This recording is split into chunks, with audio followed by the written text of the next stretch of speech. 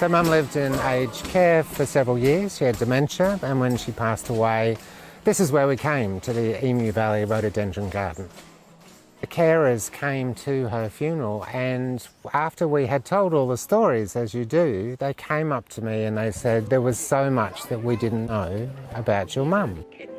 Once they've all had a few beers. So this triggered an idea of, well, what if you did know all of those stories that we told you?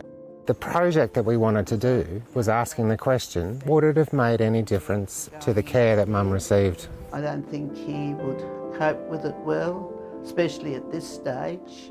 So the Moving Story project was looking at the idea that when we move, our story moves with us. So 5-minute documentaries are co-produced with families.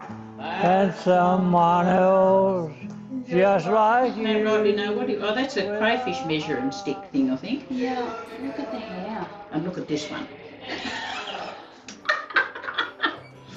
The project is really about the three parties of the person living with dementia, the family, caregiver and aged care management teams, strengthening the interrelationships between those three parties.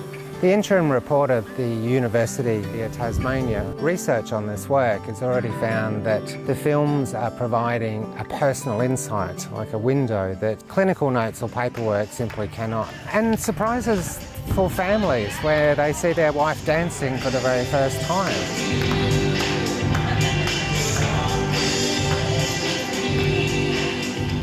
About 6 years ago, I first recognised that Marge was beginning to lose some capacity.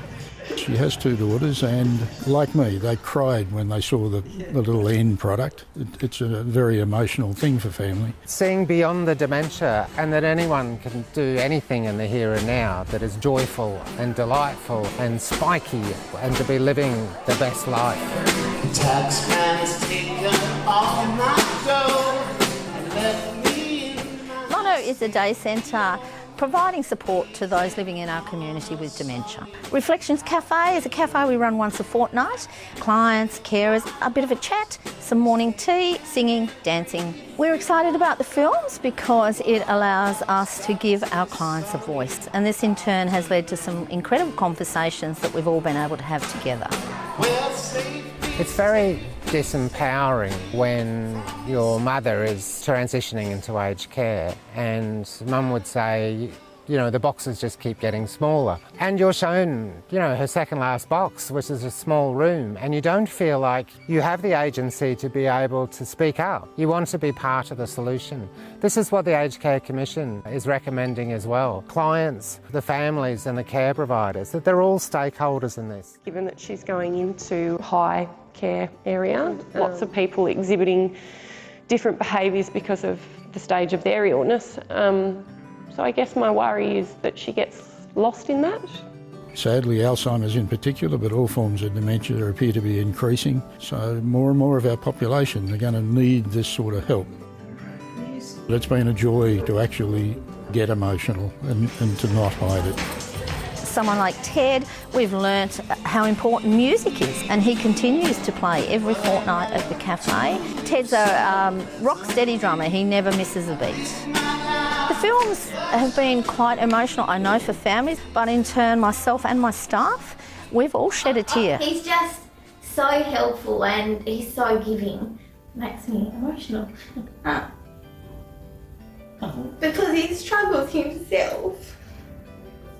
Sorry. They feel that someone is listening, somebody wants to know, and somebody cares. Mum always felt invisible as a widow, pensioner with her dementia. She was trying to articulate what it felt like, and she would just say, you know, take me down the backyard and shoot me with a pop gun.